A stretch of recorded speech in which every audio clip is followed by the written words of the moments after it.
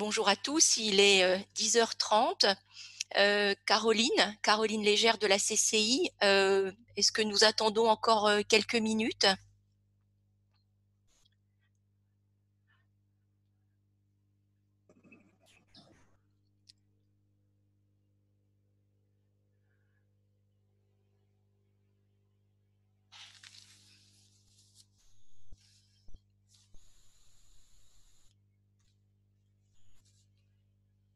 Est-ce que vous m'entendez? Pouvez-vous me répondre, s'il vous plaît, dans le chat, si vous m'entendez?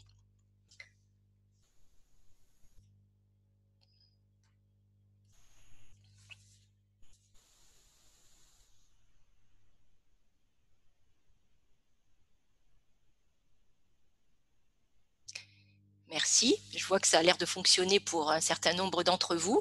Donc, nous allons partir du principe que c'est valable pour l'ensemble des participants.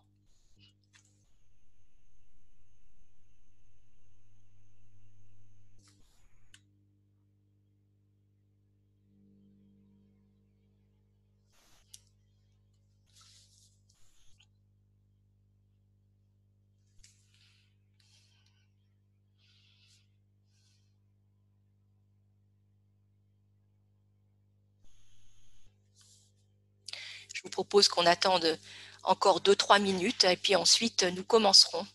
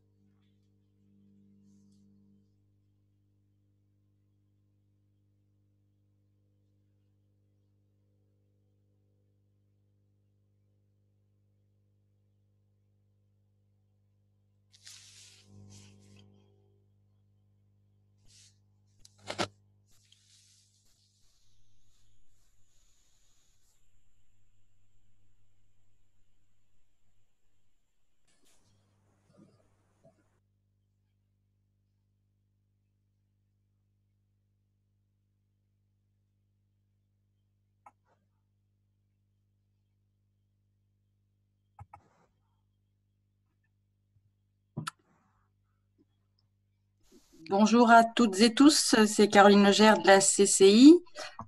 Pascal, vous êtes présente? Je suis présente et je suis prête. Est-ce que vous m'entendez? Oui. Pascal, vous nous Oui, entendez? oui, Caroline, je vous entends.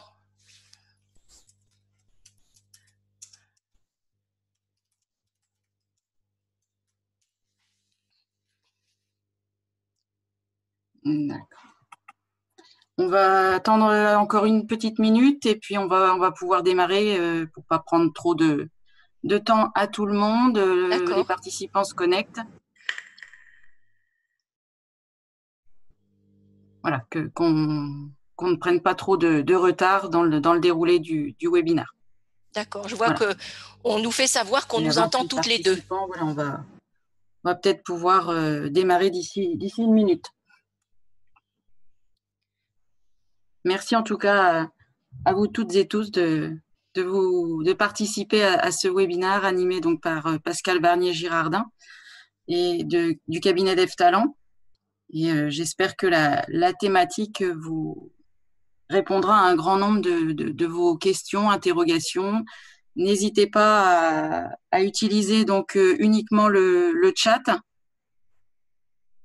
hein, pour plus de facilité d'échange.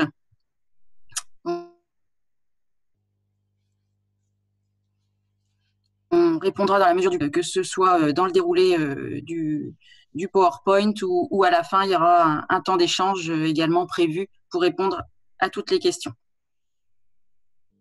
Pascal, je vous laisse prendre la main. On peut démarrer, s'il vous plaît? On y va. Bien. Bonjour à tous. Donc, merci de vous joindre à ce webinaire. Donc, je suis Pascal Varnier-Girardin du cabinet DevTalent et j'interviens à Lyon et à Troyes. Et j'interviens surtout sur des sujets RH, management, communication, avec des prestations conseils, coaching individuel, formation et développement, co-développement professionnel.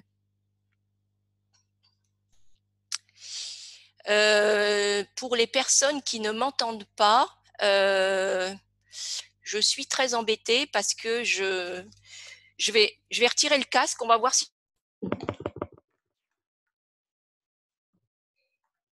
Est-ce que vous m'entendez, Caroline?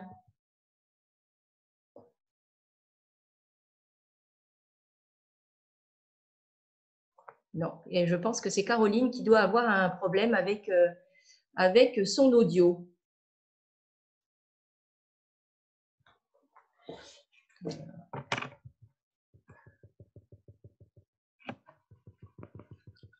Bien, alors on me signale que je remets le casque et que c'est plus facile avec le casque. Bien. Donc, la thématique qu'on va aborder aujourd'hui, c'est donc les risques du fait du Covid. Alors, je voudrais démarrer cette présentation avec un livre de Jean-Louis Etienne, juste pour retenir cette phrase. On ne repousse pas ses limites, on les découvre. Et ce que nous rencontrons aujourd'hui nous rappelle combien cette phrase peut nous aider. Alors, je vais poser les questions aux participants. Donc, j'ai dans le déroulé plusieurs questions à vous poser. La première, c'est vous vous êtes tous adaptés aux évolutions juridiques et sociales depuis mars 2020. Comment est-ce que vous avez recueilli l'information? Est-ce que vous pouvez me le mettre rapidement en un ou deux mots dans le chat?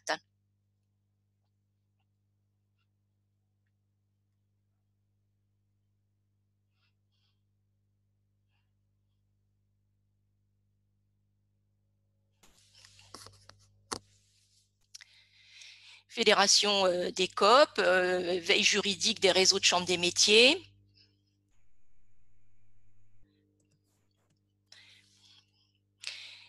Donc, vous avez la CPME, les syndicats, les réseaux professionnels.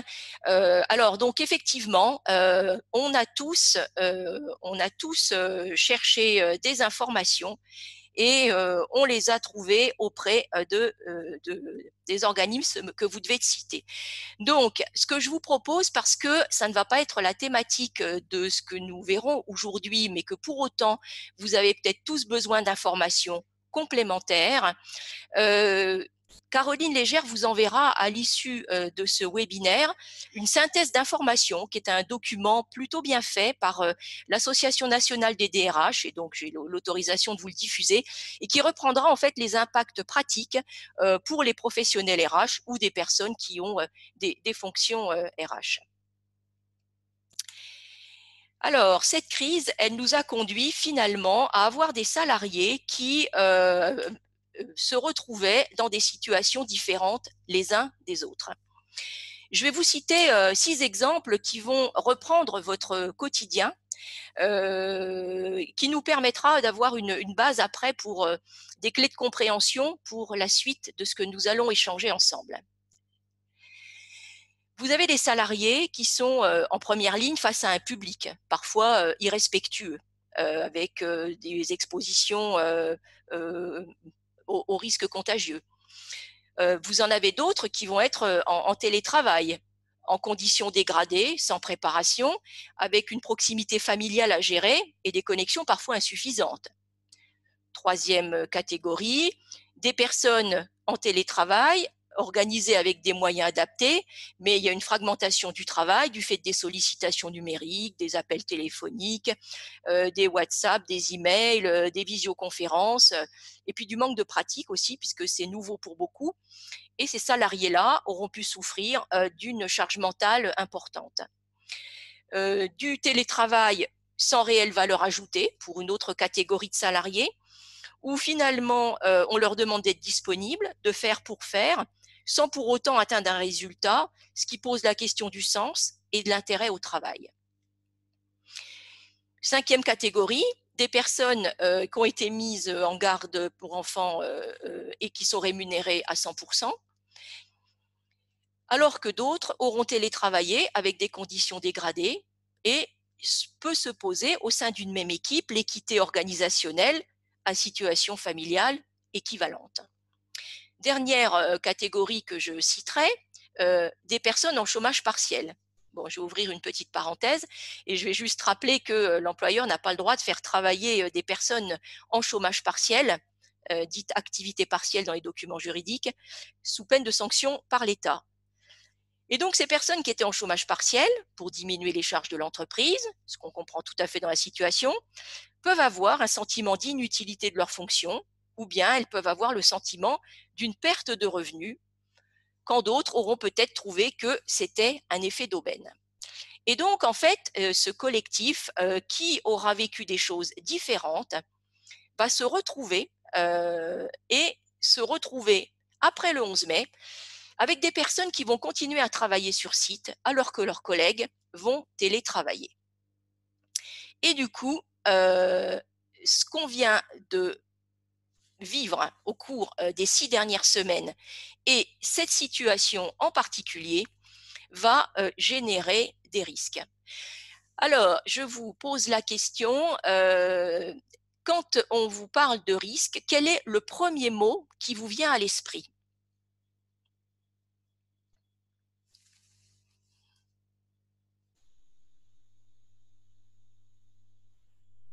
Peur, danger, contamination,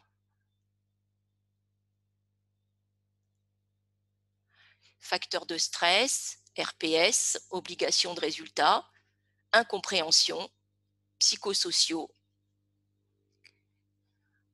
isolement et seulement. Alors, j'en ai repris quelques-uns, la liste n'est pas exhaustive. Effectivement, ce que nous vivons, que nous sommes encore en train de vivre, a généré des peurs multiples. Des peurs, peur pour la santé, peur pour ses proches, peur pour l'économie, peur pour son employabilité, peur peut-être de perdre son travail. Et ces peurs-là, elles ont aussi généré de la fatigue et ça a mis des personnes sous stress. Alors, juste quand je parle de stress, en fait, je fais référence au déséquilibre entre la perception qu'une personne a des contraintes qui lui sont imposées de son environnement et des ressources dont elle dispose pour y faire face. Et du coup, ça a généré, dans certaines situations, un surinvestissement où des personnes ont eu beaucoup plus de choses à faire, s'occuper des enfants, apporter le soutien scolaire, faire le travail à la maison et devoir répondre aux sollicitations professionnelles. Quand d'autres, à l'opposé, auront fait plutôt du repli sur soi. On entend que des personnes qui sont en chômage partiel ne veulent même pas avoir de coup de fil de la part de leurs collègues ou de leur employeur et ils veulent simplement se replier sur eux. Et ce qui nous pose question, évidemment, quand on encadre du personnel. Et puis, ça a généré aussi de la défiance. Alors, dans les deux sens, que ce soit le salarié vers l'employeur où il se dit « on me cache des choses », ou que ce soit de l'employeur ou du manager qui veut faire télétravailler quelqu'un qui finalement ne contribue pas autant que ce qui était prévu et qui du coup peut générer un hyper-contrôle. Évidemment, ça crée des tensions et ça en rajoute sur les risques. Il y a des décisions de cadres, de dirigeants qui ont été prises dans la précipitation, évidemment. En gestion de crise, il faut prendre des décisions, mais parfois on s'aperçoit a posteriori qu'elles ont peut-être finalement été des erreurs, mais il faut vivre avec. Et tout ça, en fait, ça a généré un manque de cohésion et ça continue et ça va continuer à générer un manque de cohésion au sein des équipes. Alors, s'ajoute à ça de la communication avec des rumeurs et toute une communication toxique qui conduit aussi, entre autres, à générer un certain désengagement des salariés sur lequel il va falloir travailler a posteriori. Donc, dans les enjeux du moment, on a des enjeux de santé, de sécurité et de communication. Alors, la santé et la sécurité, c'est des professionnels spécifiques qui y répondront. Je sais que les services de santé au travail dans toutes les régions peuvent accompagner ces sujets-là. Donc, nous nous recentrerons dans notre webinaire de ce matin sur des sujets qui sont davantage en lien avec la communication et les ressources humaines. Pour autant, comme santé et sécurité sont quand même des choses qui sont extrêmement importantes, je voulais cependant les signaler. Alors, quand on communique, mais qui, quand, le contenu et finalement comment est-ce qu'on procède. Alors, je vais vous poser une question dans le chat. Quand on veut atteindre tout l'effectif, et sachant qu'aujourd'hui, vous avez probablement la population qui est éparpillée, comment est-ce que vous communiquez actuellement ?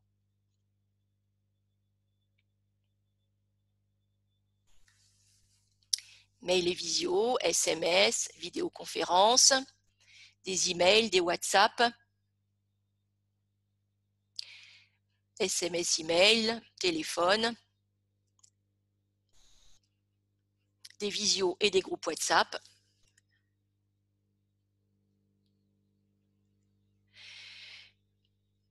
Alors effectivement, mail symbolique le vendredi pour garder la convivialité quotidienne en plus des mails de travail. Ah, super. Courrier, mail individuel. Donc en fait, aujourd'hui, nos enjeux de communication, c'est de maintenir le lien avec l'ensemble des collaborateurs.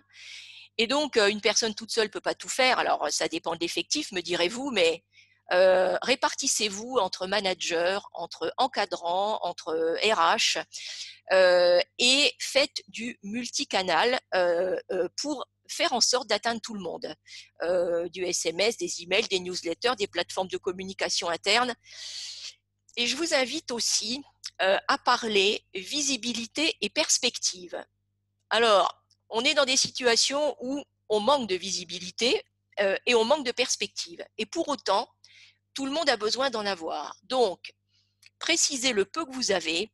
Et si jamais vous n'en avez pas, alors là, je parle dans le cas d'une newsletter, par exemple, eh bien, indiquez tout ce qui peut contribuer à rassurer les salariés. Après le 11 mai, on va reconnaître une situation différente puisque plus de personnes vont reprendre le travail, pas tous. Et moi, je vous invite en fait à un entretien en face à face avec chacun sous le mode que vous voudrez. Bon, généralement plutôt le N+1.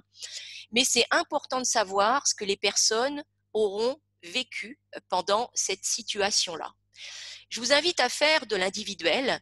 Et je vous invite aussi à faire du collectif parce que le collectif, par petits groupes, permet de faire de la régulation et de s'aligner les uns avec les autres.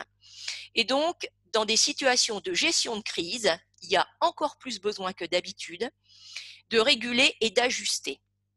Si vous devez le faire en visioconférence, je vous partage les bonnes pratiques que j'entends. A priori, plutôt 8 personnes maximum qui n'excèdent pas 45 minutes. Oula, alors je suis à la page 16 et du coup, je suis allée trop vite.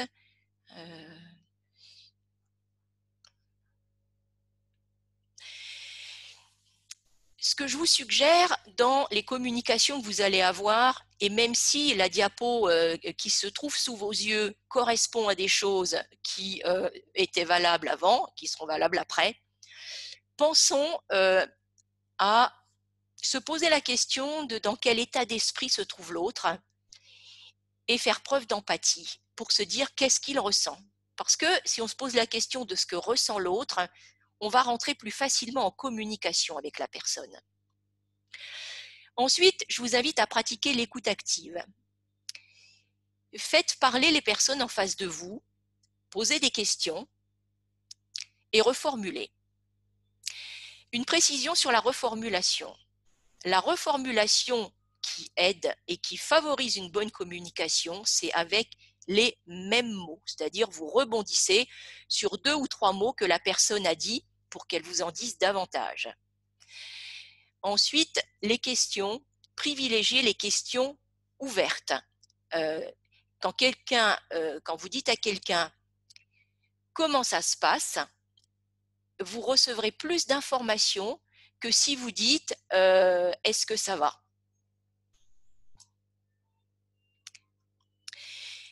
Et un point de vigilance, croire que quelqu'un qui ne dit rien est d'accord. Et quand on est en gestion de crise et en période de crise, tout est cristallisé, tout prend des proportions plus importantes et du coup, toute vigilance devient, je vais dire, à la puissance 10. Croire que quelqu'un qui ne dit rien est d'accord, évidemment, ça pose un problème. Et puis, supposer ce que pensent nos interlocuteurs, ça pose aussi des difficultés. Donc, osons demander clairement les choses et soyons très explicites dans nos demandes et dans nos communications. Alors, la communication dans l'entreprise, on l'a fait avec les salariés et on l'a fait avec les partenaires sociaux. Je vous invite avec les partenaires sociaux, la communication formelle, c'est quelque chose que vous pratiquez couramment et qui est quelque chose d'obligatoire. Et la communication formelle, elle est planifiée, elle est préparée, elle est organisée, mais également avec les partenaires sociaux, user, je dis bien user, de communication informelle, parce que vous devez aussi prendre la température et prendre le temps de savoir ce qui s'y passe. C'est déjà vrai en situation normale, ça l'est encore plus en situation de crise. Alors, quelques bonnes pratiques. Présence accrue des dirigeants, des encadrants sur le terrain. Il faut absolument ouvrir ses antennes, écouter, observer. Ça permet de recadrer, ça permet de conseiller et ça permet de prendre la température. Et puis, je vous invite aussi à un vocabulaire de cohésion à privilégier. Parce que si, dans la période dans laquelle on est dans le vocabulaire des objectifs et de la performance, on peut se retrouver en décalage par rapport à ce que vivent et ce que ressentent certaines personnes, si bien que nos messages auront du mal à passer. Donc, on se les réserve pour plus tard. Aujourd'hui, on reste sur le vocabulaire de la cohésion. Et puis le mot geste barrière qui est devenu, on va dire, une expression du quotidien. Eh bien, savoir dire non à un collègue, savoir dire non à un chef, savoir dire non à des collaborateurs, ça peut aussi être un geste barrière.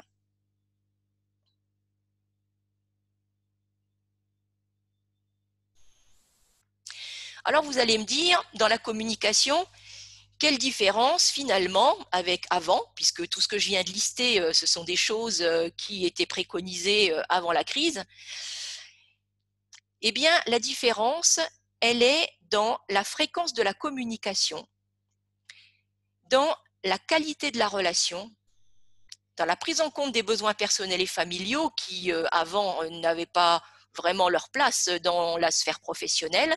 On séparait bien les deux, c'était une volonté des salariés, c'était une volonté de l'employeur. Et du coup, ça impacte le style de management. Alors, des freins et des résistances. Alors évidemment, vous en connaissez beaucoup et vous en vivez tous les jours dans votre vie professionnelle. Et je vais faire un focus sur la courbe de deuil, la réaction face à un changement perturbant. En fait, cette courbe, ça vient de Elisabeth Kubler-Ross, une personne qui a beaucoup travaillé sur ces sujets-là. Et en fait, alors même si vous voyez pas bien les petits, ce qui est écrit dans la courbe, je les ai réécrits. Vous avez en rouge la partie de la phase descendante de la courbe et en vert la partie qui remonte. En fait, au moment où quelque chose se passe, on va dire une rupture.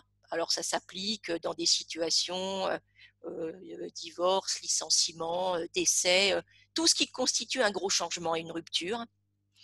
Au départ, la personne, elle va être dans le choc. Ensuite, dans le déni. Non, c'est pas vrai, c'est pas possible. C'est chez les Chinois, c'est pas chez nous. Puis après, dans une phase de colère. Oui, c'est la faute du gouvernement, on n'a pas de masque, on n'a pas de gel. Puis après, la personne va ressentir de la peur. Peur de la maladie pour elle-même, pour ses proches. Et puis en fait, cette situation anxiogène va sombrer sur une forme de tristesse, voire dépression, jusqu'à ce que la personne arrive à traverser une phase d'acceptation et ne soit plus dans des attitudes négatives, tournées vers le passé, contre-productives, mais arrive à se projeter vers des choses positives et vers des projets pour aller de l'avant. Et donc là, on est dans l'acceptation et on repart vers une nouvelle dynamique. Quand vous allez avoir vos collaborateurs en face de vous dans des entretiens individuels ou dans des petits groupes pour faire de la régulation, posez-vous la question intérieurement, finalement, cette personne, où en est-elle dans la courbe de deuil? Et ça va vous permettre et vous aider de pouvoir adapter et ajuster la communication que vous aurez avec la personne. Alors bien sûr, aujourd'hui, on est dans la marche à vue, dans les aléas, dans le flou, et ça fait partie du quotidien. Et en fait, c'est quelque chose d'inéluctable et il faut oser en parler. En fait, on n'a pas le choix. Et il y a une notion qu'on utilise surtout en management interculturel qui est le contrôle de l'incertitude. Alors le contrôle de l'incertitude, en fait, c'est le degré d'inquiétude face à des situations ambiguës, inconnues ou incertaines. Et ça s'exprime par du stress, mais également par un besoin de prévisibilité et de règles. Et il s'avère qu'en France, eh bien, nous avons besoin d'un contrôle de l'incertitude élevé. En fait, la crise aujourd'hui, elle est planétaire, donc il y a des choses qu'on peut comparer avec d'autres pays. Eh bien, il y a des pays comme l'Asie, la Scandinavie, l'Allemagne, qui vont finalement accepter plus facilement qu'on ne puisse pas tout maîtriser. Et nous faisons partie des pays latins, l'Italie, l'Espagne, la France, qui aiment bien que les choses soient prévues. Et du coup, ça veut dire qu'on est obligé de informer encore plus et rassurer encore plus et mettre des règles spécifiques dans la période pour justement répondre à ce contrôle de l'incertitude.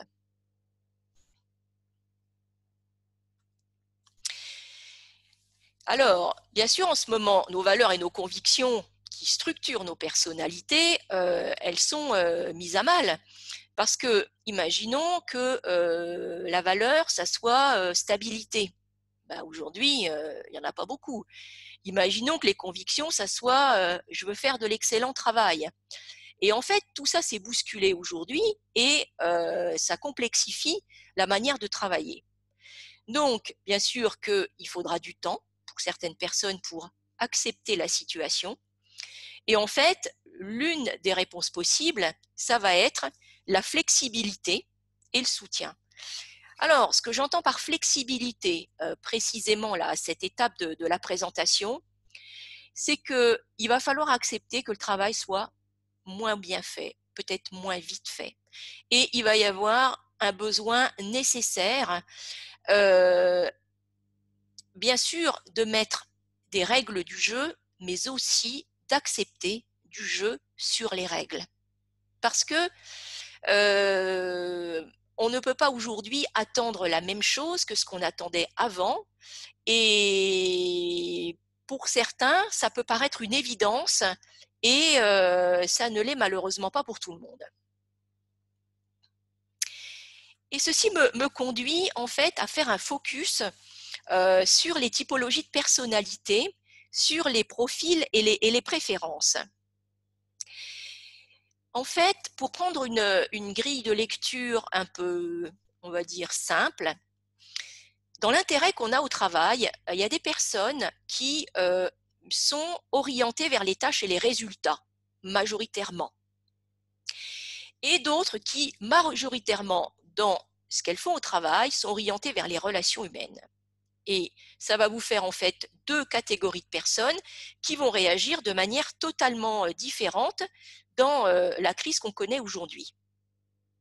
Pour rentrer un petit peu plus dans le détail, je vais prendre un exemple avec un outil que j'utilise dans ma pratique qui s'appelle l'inventaire typologique de personnalité de Golden, qui est un concurrent du MBTI pour ceux qui connaissent cet outil-là.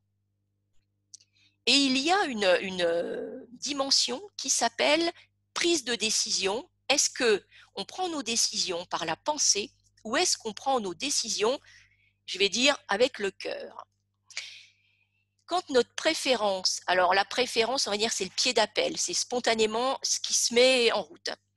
Quand notre préférence, elle est plutôt dans la pensée, alors avec plutôt une vision impartiale, détachée, logique, voire combative, eh bien vous comprendrez bien qu'on ne réagit pas du tout de la même manière, et a fortiori dans notre situation, quand on a quelqu'un qui va plutôt être dans l'empathie, qui va être compatissant, subjectif et facilement coopérant. Donc, ça sera intéressant aussi de se questionner sur, finalement, la personne qui est en face de vous, qui est membre de votre équipe, dans quelle catégorie elle se trouve. L'autre dimension du Golden qui est intéressante à examiner et qui, finalement, va être dont le mot-clé va être un des résumés de la présentation d'aujourd'hui. Est-ce que dans nos modes de fonctionnement, on est plutôt dans « je m'adapte » ou est-ce qu'on est plutôt dans « je m'organise » ? Les profils adaptation vont privilégier la flexibilité, la souplesse, la spontanéité, le non-conformisme. Et les personnes qui sont dans l'organisation vont plutôt être dans « je planifie »,« je structure » et « je suis dans le conformisme ». Et bien sûr que quand on connaît une situation d'urgence, de crise et qu'il faut faire ce qu'on est en train de faire depuis 6 semaines, eh bien, c'est le profil adaptation qui va finalement être le plus à l'aise. Or, le monde de l'entreprise et des organisations, il a poussé un maximum les collaborateurs vers le profil organisation.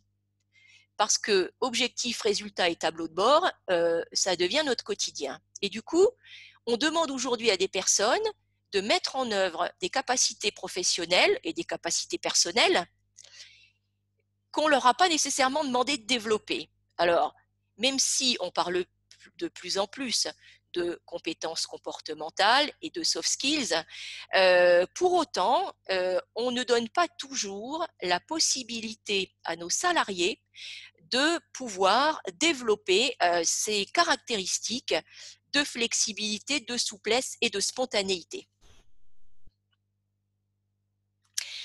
Alors, une préconisation que je vous fais, faire une cartographie des vécus individuels et des typologies de personnalité de vos équipes. Alors, si vous êtes encadrant, c'est votre équipe. Si vous êtes RH, c'est votre population globale. Parce que de savoir finalement comment la personne réagit et comment elle perçoit les choses, ça va vous permettre d'adapter votre communication en conscience plutôt que de le faire en pilotage automatique, puisqu'en fait l'enjeu, c'est d'emmener les personnes vers la flexibilité. Et pour ça, il faudra aussi émettre des demandes explicites, et je reviens souvent sur le mot explicite. Alors, une question que je vous pose. Collaborer différemment à la reprise. Comment? Qu'est-ce qui vous vient spontanément à l'esprit avec cette question?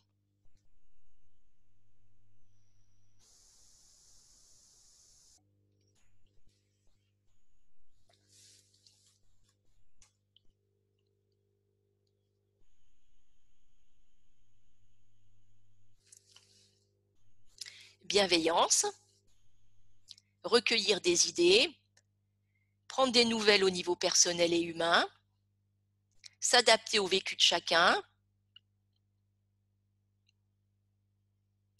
écouter, rapport plus humain, s'autoriser des questions personnelles, engager le personnel à la réflexion, donner de la lisibilité, management participatif, faire confiance, écouter, soutenir. Et on a eu la preuve que le management à distance fonctionne et on a appris finalement beaucoup de choses dans un temps record. Organiser son espace de travail personnel et effectivement, en fait, on a des choses à réapprendre.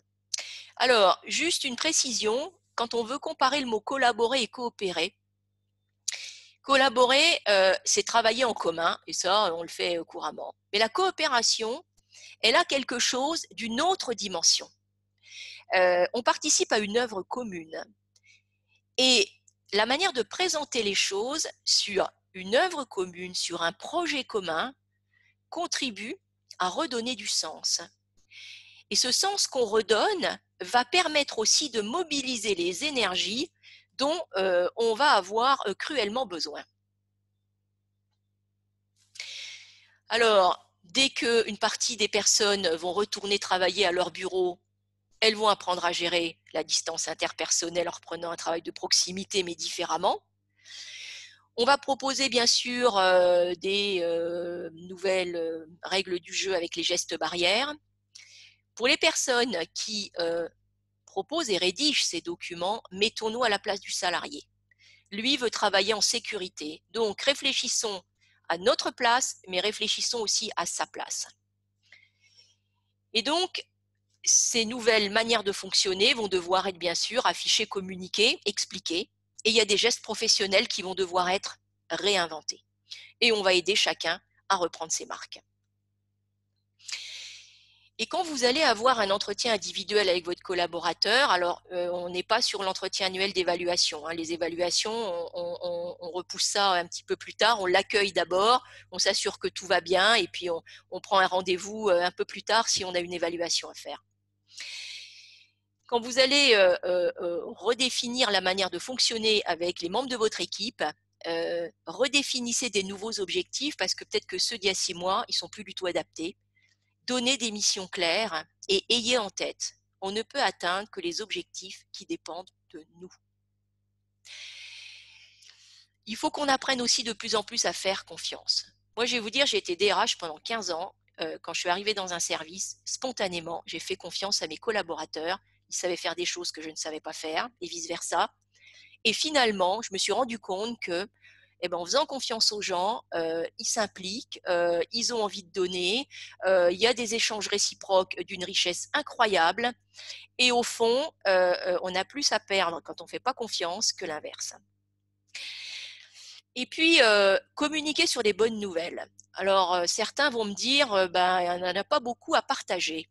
Je vous invite à en chercher. Cherchez des bonnes nouvelles, cherchez des petites choses et communiquez sur des petites choses positives.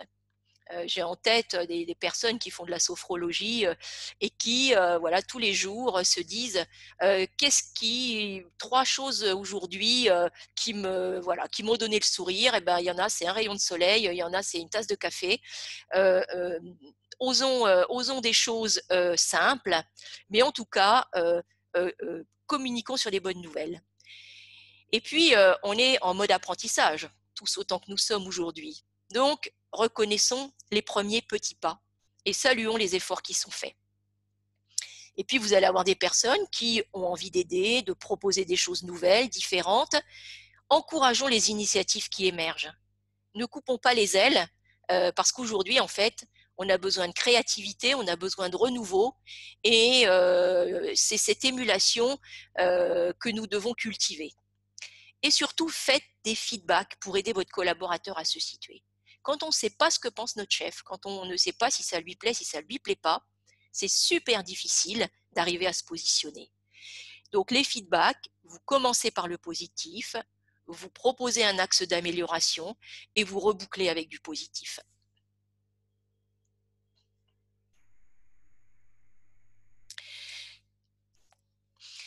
Je vous suggère aussi, mais je sais que d'autres entreprises l'ont fait également, de proposer un projet de développement mobilisateur pour ressouder le collectif et renforcer le système d'appartenance et redonner du sens. Peut-être que pendant la crise, il y a des dysfonctionnements, des problématiques qui ont émergé. Peut-être que c'est le moment de se saisir de cette expérience pour justement se dire qu'est-ce qu'on met en place comme projet qui va mobiliser du collectif. Et garder du temps pour le projet, ça aère la tête, parce que toute la journée, dans les sujets du quotidien, au bout d'un moment, ça finit par créer une saturation. Et donc, le temps pour le projet, c'est aussi quelque chose qui permet de relever le nez du guidon. Alors, dans nos enjeux RH, il va falloir peut-être, pour certains secteurs, recruter. Et finalement, posons-nous la question de si on doit recruter et si on recrutait autrement.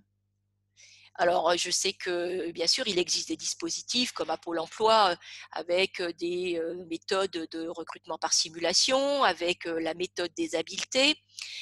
Mais au-delà de ces méthodes qui existent déjà,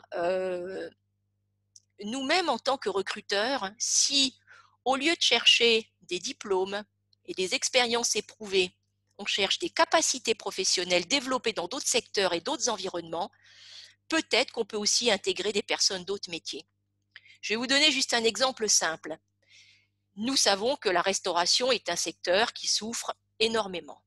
Et nous nous doutons que dans le secteur de la restauration, il va y avoir des personnes qui vont perdre leur emploi dans les mois qui viennent. Eh bien, si on s'interroge, finalement, une personne qui travaille en cuisine, un cuisinier, qu'est-ce qu'il a développé comme capacité, on va dire, de savoir-être? Eh bien, on sait que c'est une personne qui est flexible sur les horaires, qui travaille le week-end. On sait que c'est une personne qui peut être créative dans ce qu'elle propose. C'est une personne qui va avoir été habituée à travailler les samedis et les dimanches. L'hygiène, la propreté, il y a des choses spécifiques à ce métier-là. Peut-être qu'on peut tout à fait l'intégrer dans un autre métier. Et j'ai pris cet exemple-là, mais je crois fondamentalement que nous devons aussi regarder comment recruter autrement.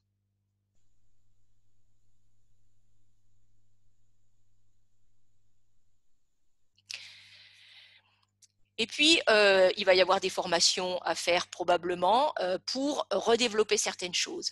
Ça peut être le bon moment aussi de développer et d'acter le tutorat et de la formation interne, mais que ça soit un vrai statut et que ça soit un statut valorisé.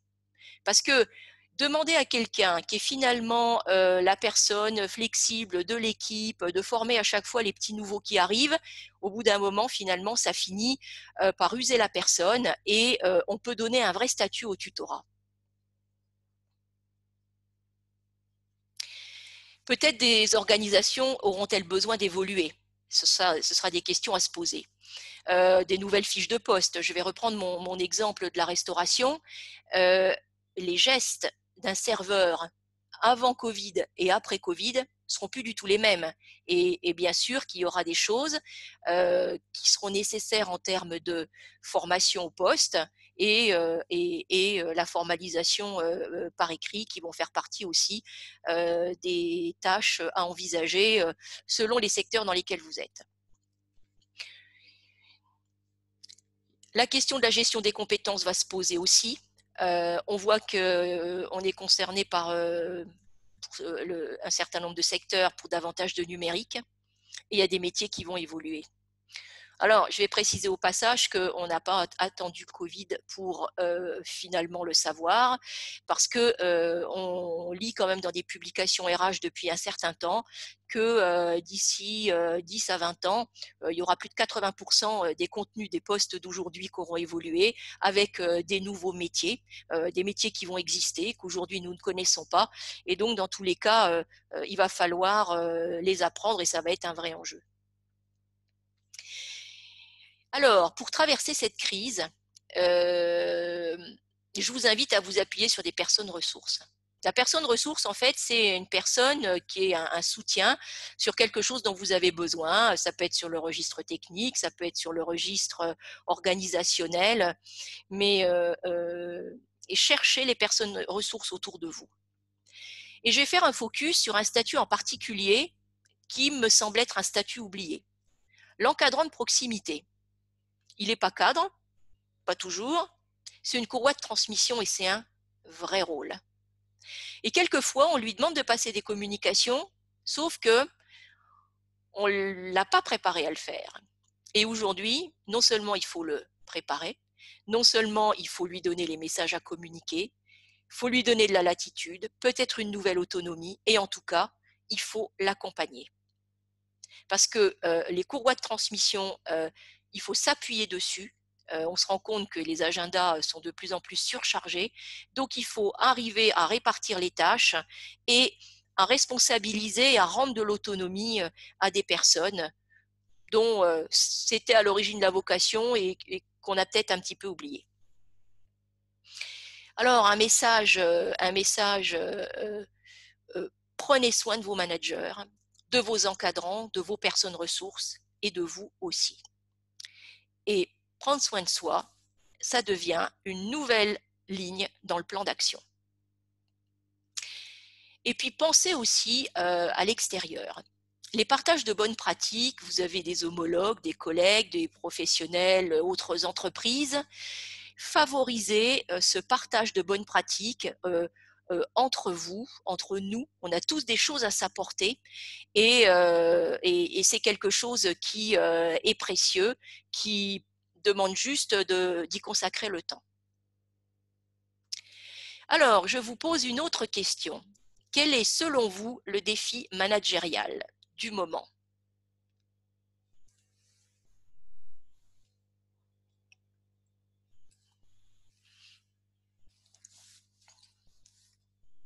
Fédérer, rassurer, donner du sens, redonner l'espoir, motiver, cohésion d'équipe. Ouais, recréer la cohésion, absolument. Il va falloir s'adapter, écouter pleinement.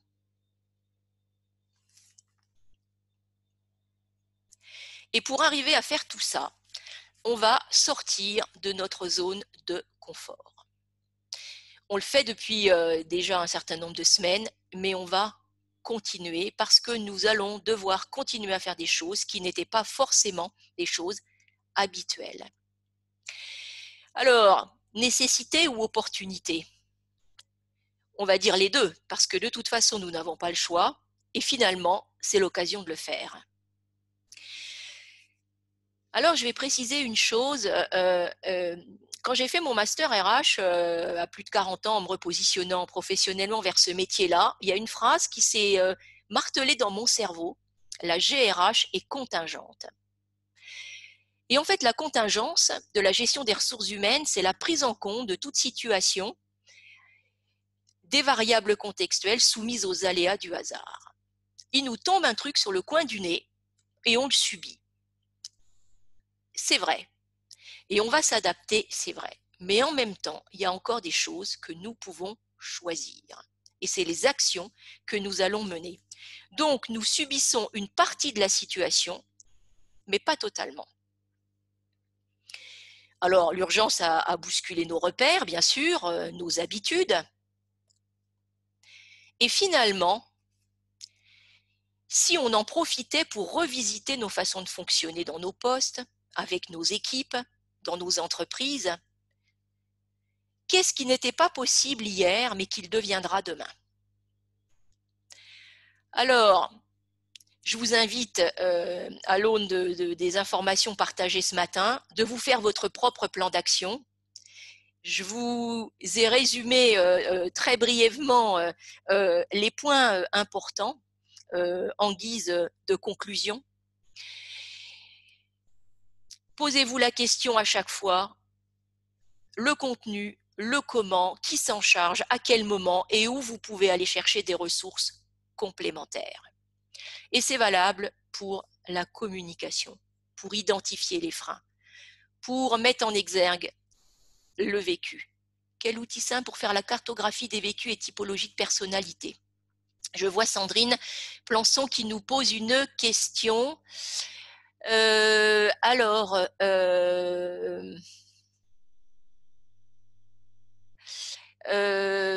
Sandrine, je vais y répondre à la fin. On garde la question pour la fin et si j'ai oublié, vous me refaites signe. En fait, si vous voulez, dans la gestion de crise, c'est bien de d'avoir finalement un visuel sous les yeux qui nous rappelle un maximum d'informations. Et il y a des choses auxquelles on ne pense pas. Identifier le positif de la situation, on ne le voit pas beaucoup dans des plans de gestion de crise. Et pourtant, ça fait du bien. Et le télétravail, vous l'avez mis en place pour bon nombre d'entre vous, mais il a été mis en place en urgence. Or, il a peut-être besoin d'être revu et repris, mais dans un mode organisé.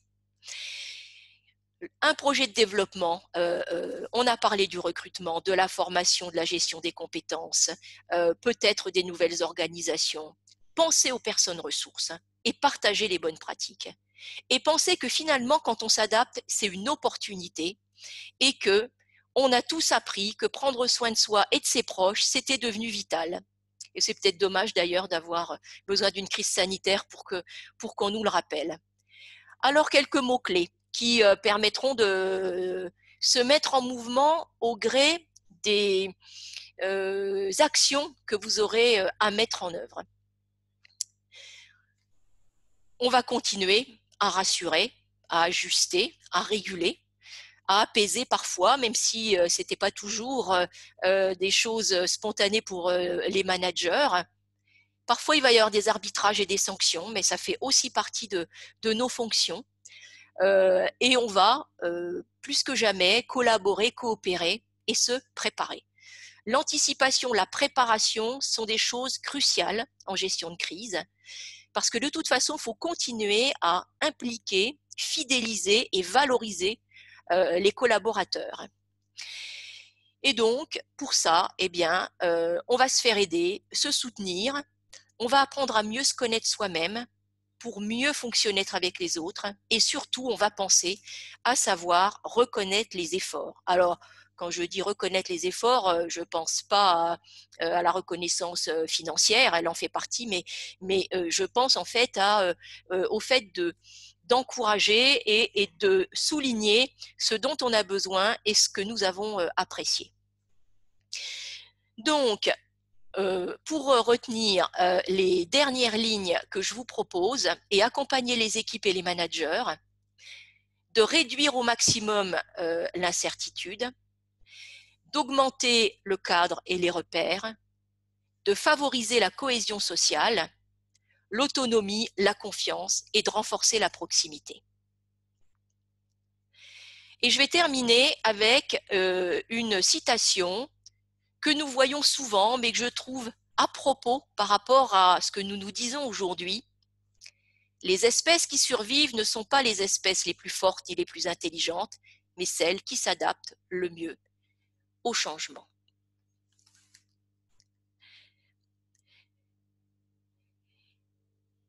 Je vous remercie de votre attention. Si vous avez d'autres questions, eh bien, il nous reste quelques minutes pour pouvoir les aborder. Alors, il y a celle de Sandrine sur la cartographie des vécus et des typologies de personnalité. En fait, je pense à un tableau des synergies et des antagonismes. Peut-être que ça parle à certains. Et en fait, si vous voulez, on met sur cette page je vais vous remettre la diapo 54, absolument. En fait, on a écrit sur cette courbe des synergies et des antagonismes, comment dire, on remet des bulles et on met ceux qui sont nos alliés, ceux qui sont les hésitants et les passifs. Je pourrais peut-être chercher quelque chose et vous le mettre à disposition. Ça mérite d'être creusé.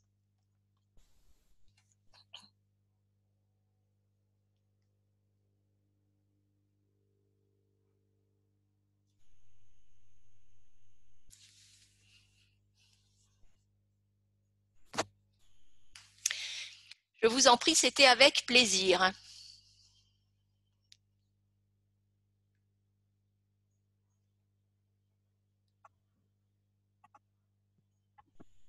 Merci beaucoup, Pascal, pour cette riche intervention. C'était parfait.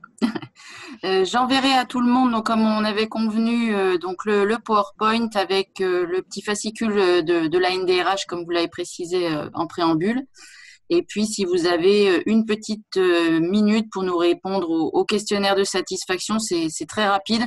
Voilà, pour toujours mieux nous améliorer et répondre à vos besoins.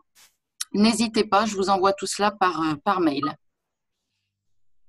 Merci à tout le monde, en tout cas, de votre attention, et merci à Pascal pour sa disponibilité et son intervention.